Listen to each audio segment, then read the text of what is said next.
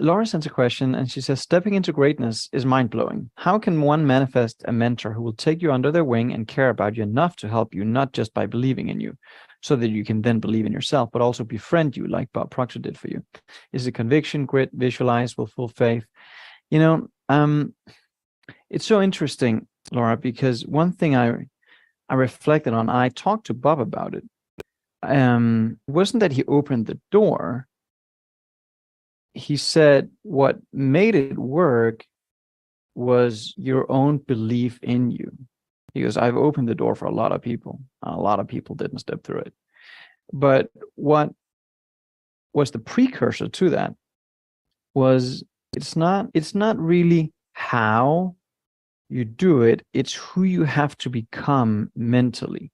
So there's a 3-step process to it. And the more I've analyzed it, the more I've come to that conclusion. Let me share my screen here and I'll try and illustrate it. So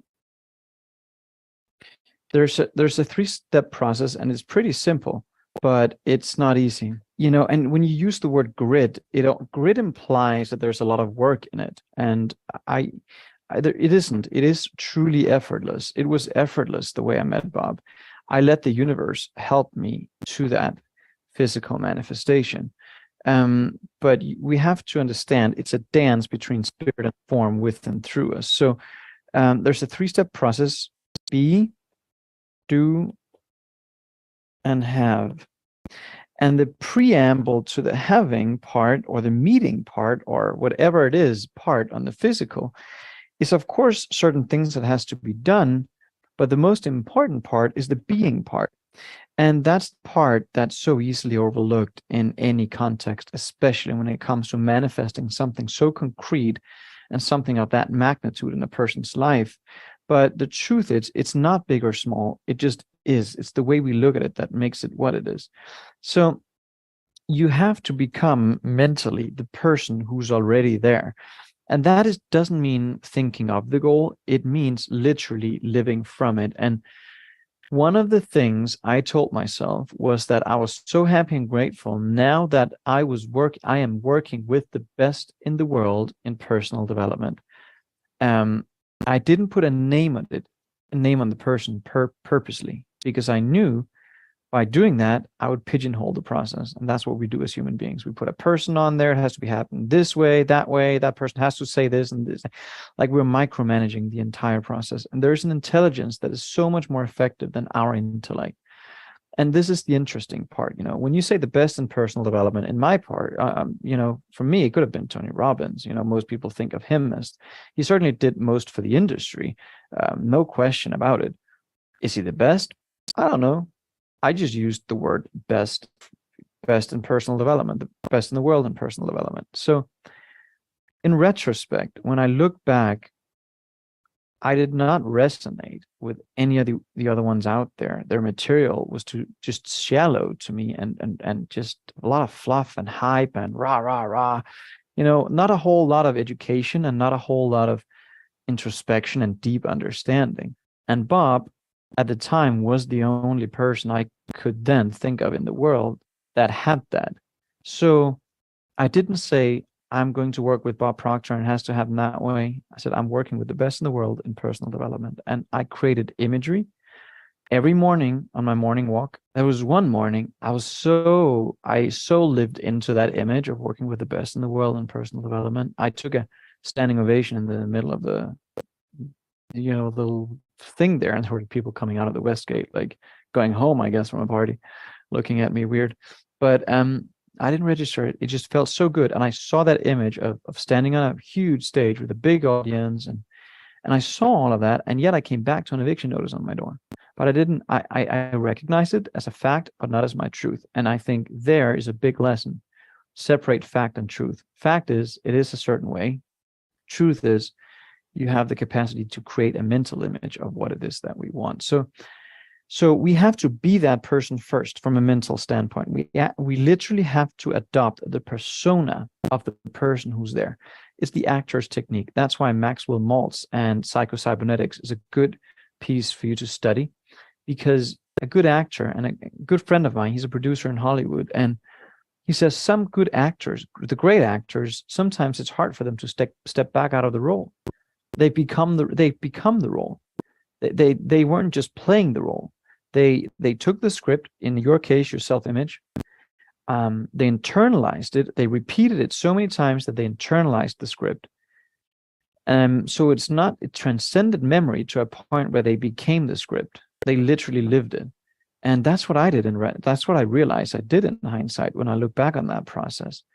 I became that script of working with the best in the world, and my first paid keynote was $14,000. That's the idea I had adopted, and both things came true, not by saying it has to happen this way or that way or through that person or this avenue, but living into the outcome so vividly that I was there. You could have told me anything. I could have met 1,000 people that would tell me the contradicting stories, but I wouldn't let it in. So you have to become very clear on what, and don't make it person specific. Then you're limiting the universe. And, again, back to Bob's example, best in the world can be measured in so many different ways, but the universe knew Bob was the only answer for me personally. If I had ran into Tony Robbins, I would have been flattered and honored, but that would have been that. I just don't resonate. I just, so I learned what I really learned to do at that point was in retrospect, because I didn't really understand it at the time, but I leaned in to utilizing universal intelligence and not my own. And grit and perseverance and all of that comes from our own intellect. That's our own thinking mind saying, I have to put in more effort. It could be that person, that person. I have a top 5 list of who it could be. You just have to get very clear on the outcome. You have to see a measurable outcome that you desire. And yes, Bob opened some doors, but when I look back on it, it was the transference of belief that did it. It wasn't anything else. He'd opened the doors for countless other people who didn't manage to take themselves seriously enough to make the work happen and to step through that door. I can't emphasize enough how important it is to focus on the first part, because we know that everything you're going to be having here on a physical plane, where your body's experiencing all the physical stuff, first, the body has to move into action, and it will do certain things, but you will do certain things in a certain way with joy and effortlessness once the identity is there. And the interesting thing is, once the identity is there, now what you really have done is you flicked yourself and your mind onto a different frequency, because we think on frequencies, and your goal is in a different frequency than where you're at right now. Let's say you're here and you have thought patterns that all constitute the results you have right now, but your goal is not there. Your goal is to, in your case, maybe, working with a world-renowned expert in a certain field. Could be that's up here. That's a totally different frequency. That's foreign to your 5 senses. That frequency is totally foreign to your 5 senses. You cannot experience it there. And that's the trap, because we're programmed to live through our 5 senses. There was nothing, absolutely zero, in my physical world that would indicate that was going to be a reality. Nothing, other than my thought patterns. That was the only thing I saw. That was the only thing I felt. I was practicing, spending time in front of the mirror. I was crafting my keynote. I was preparing, and when we prepare, luck is when preparedness meets opportunity, as you know, right? You can prepare yourself in a way where you force the opportunity to come your way. And that's really what happened. So I was thinking up here, I was thinking on this frequency. That's all I thought of. I thought not of it, I thought from it, to a point where my central nervous system was there. I did not see anything else. And when I had people say, you should just get a job, I rejected the idea immediately, because I know I shouldn't. Because the idea of working with the best in the world and being on big stages and being paid 14 grand for a speech wasn't in harmony with that idea. But being in front of the mirror for a long time and really honing it, and doing everything in my power to live there was. And so what we're doing is we're making a decision, and decision is also something that we misunderstand. We think it has to do with verbalizing priorities or wishes or hopes, but decision means it actually comes from the Latin de, meaning from, and caedere, meaning to cut. So we're cutting ourselves off from any other possibility, and all we see is that that is not easy. That is probably one of the hardest things a person can do, is to acknowledge that your bank account says this, that's a fact, but I see a different truth in my mind. And I know when I can see it in here, I get to experience it on a physical plane. That's just a matter of time. So you go there and you decide to stay there, and you give everything up that has to be given up for you to be able to be there. So that means if you have friends and family who continuously tell you everything in contradiction to that idea, you'd have to spend less time with them. I did that. I had a family member, and they had a tendency to they didn't. I let them affect me in a way that wasn't very good. I was adopting their fear, their negative energy and worries and about certain things. And I knew it wasn't good. And I knew it wasn't helping me stay there. And so I made a conscious decision to spend significantly less time with them over a long period of time, to be able to stay on that frequency better and to live there better. That wasn't easy. So with this process also comes sacrifice. But we think of sacrifice as something negative. It isn't. Sacrifice just means that you're letting go of something of a lower nature, albeit temporarily, in favor of something of a higher nature. And so there are certain things we have to let go of for us to be able to experience that. It might be, time with friends, hanging out in favor of practicing, or whatever it might be. It might, mental rehearsal is the most important thing you can do in this process. But what you're really doing, you're transmuting energy. There's a transmutation of energy that's taking place with and through you. And we can do that as human beings. As far as we know, we're the only creature that can do it. You're transmuting one idea into another. And the idea that you most likely have let influence your mind is the idea of where you are. But that has nothing to do with where you're going, absolutely zero. So we want to learn how to control the flow better, and you're getting really good at it, because I can tell by your energy. You're managing your energy so much better, and you have much more control over your thinking, your thought patterns. And so the thinking the thought power for thought flows in, and you just get better and better at controlling that flow. And so the filter that power filters through is your conscious mind. And you're now using your imagination, your will, your reasoning, your memory, your perception, and your intuition to guide you. And so you're not guided by what's going on out here anymore. You're guided by the higher side of your personality. And, as an example, I used my imagination and my will so long that I could stay on that frequency. And this is the key. And if this is the only thing we got out of today, this is worth it. These two faculties enables you to create, and we're a creative being. They also enable you to go to the frequency and stay there. When you do, you start receiving guidance. You start receiving ideas that are in harmony with being there from your intuition. Your intuitive factor is going to start poking at you. Your stomach, you have that gut feeling like, I should go this, I should say that, I should launch this, I should speak to them, I should do that. It might be completely out of the box. That's what happened to me. So think about this. I had lived here. I lived in this mental world for months. That's all I saw.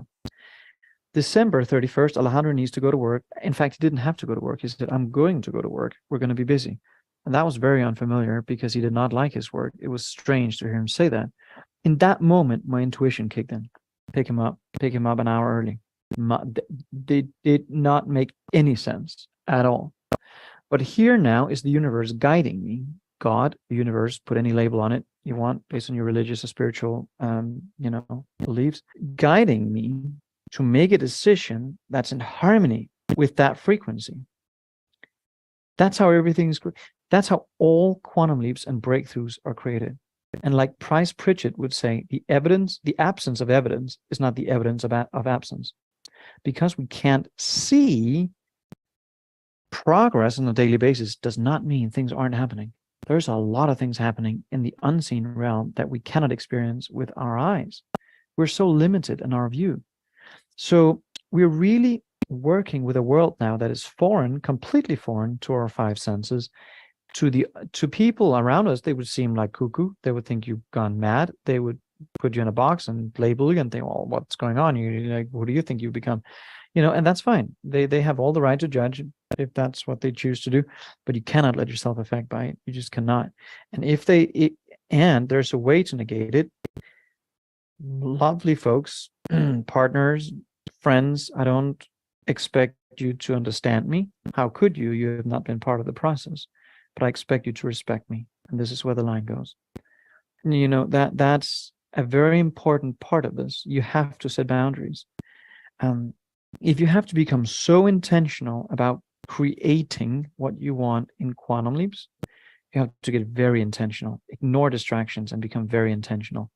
Take some time out. Do a timeout for friends and family and people that we just usually hang around, and just go inward and really work at this. You'll be so happy you did. And your idea will come from no thing, absolutely no thing. Where do we go to download ideas? There's an infinite supply. There's no shortage. They're already here. Nothing is created or destroyed. So we're right here. And all the ideas that you need to execute, all the thoughts that you need to execute, they're already here. What you're doing is you're pulling them into your consciousness like a little child fishing in a stocked pond, they're already here. So as an example, and as you internalize them, as you use your mental tools, they're here, your 6 mental tools, they sit right between, the intellect is right there between spirit and form. Spirit here, the energetic side, the intellectual side are where ideas are created, and the physical side are where results happen. But we have this power right here to go that way. We don't, though. We go right to the physical by automatic, and we start measuring our progress there. And you cannot let yourself do that. Progress is not measured on the physical. Progress is measured on the spiritual level. That's where true progress is made. So one example, and I know this is a really long explanation, and I feel compelled to expand on it a little bit, but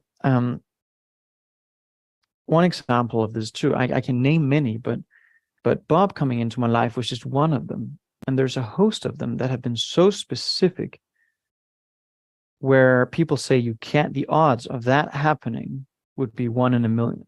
But of course it happened because it's all energy. And so we had a challenge last year, was it? Year and a half ago in the business. And one of my team members said, well, what should we do here to get this result? We need this result. What should we do? And it just hit me, we shouldn't do anything.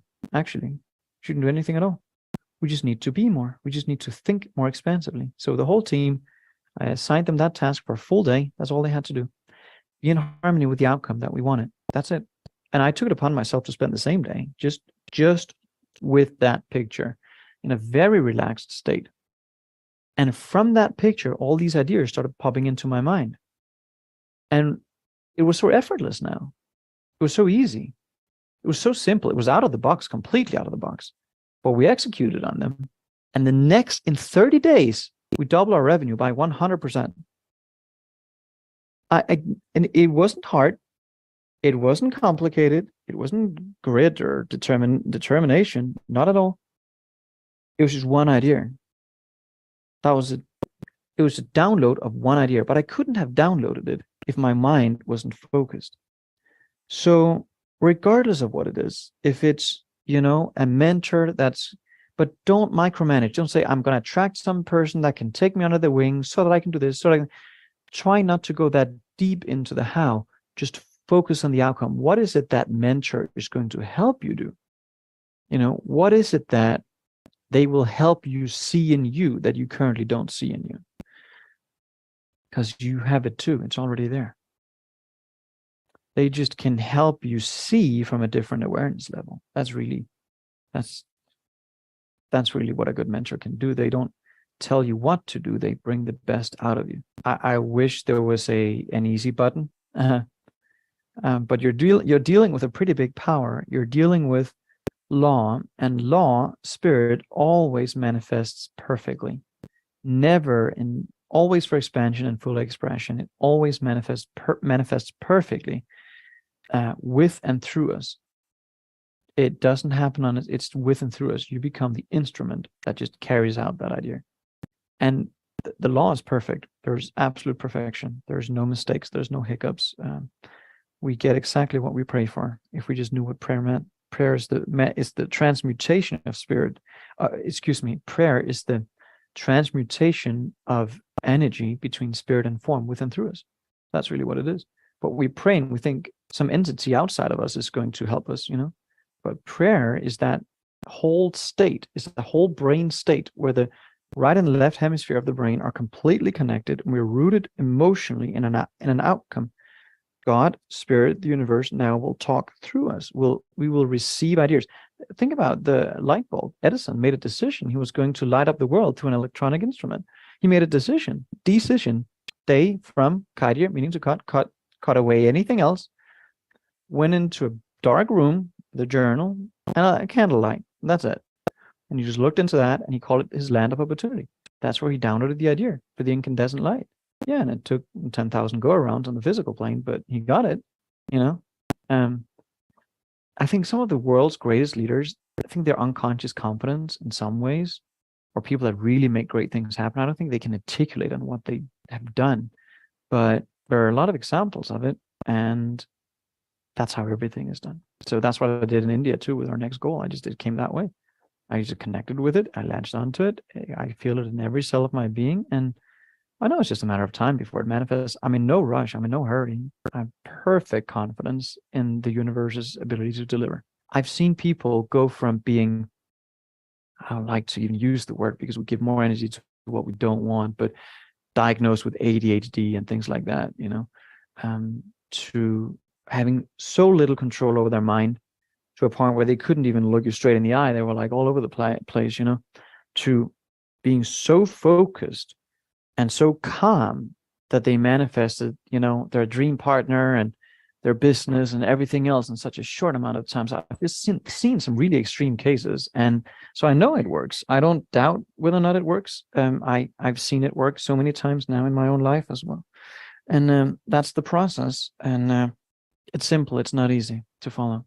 It comes down to mental discipline. And you have to do whatever you have to do on a daily basis to stay rooted in that idea.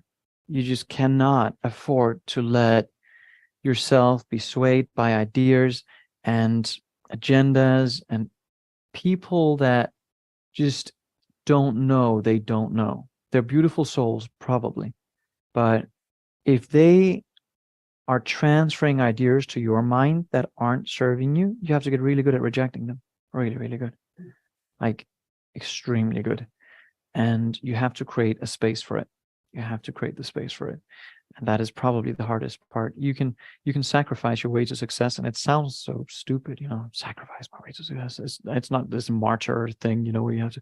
That's not what I'm saying, but you can continuously let go of things and ideas and behavioral patterns, and sometimes friends that aren't in harmony with that. It's not just people around us, it's our behavioral patterns too, and beliefs that aren't serving us. They're just crazy beliefs. Like sometimes we have to analyze them. Where do they come from? It's ridiculous, some of the stuff that we believe. It's absolutely insane. And you have to be willing to do the work and overwrite those too. So there's a lot to it. I'm sorry if that was a little long, but I hope that serves you. Thank you so much for watching this video. I have linked to a couple more right here that I think you would like.